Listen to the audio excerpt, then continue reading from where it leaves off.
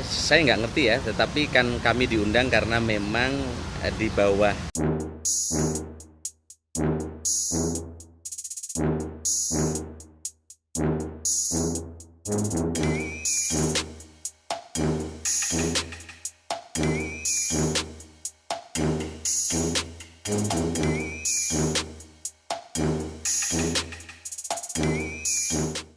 Tadi menteri-menteri dari PDI Perjuangan memang banyak tidak hadir ya Pak? Saya nggak ngerti ya, tetapi kan kami diundang karena memang di bawah Kemenko Polhukam ya. Ini kan menteri-menteri yang terkait dengan yang dilantik hari ini, yang di bawah Menko Polhukam. Mungkin seperti itu.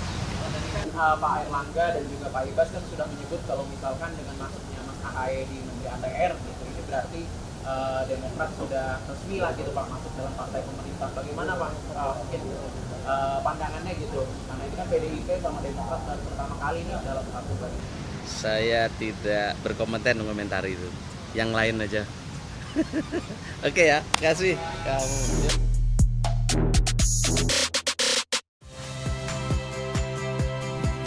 Saya Harjuno Pramendito. Saksikan program-program Kompas TV melalui siaran digital, pay TV, dan media streaming lainnya. Kompas TV, independen, terpercaya.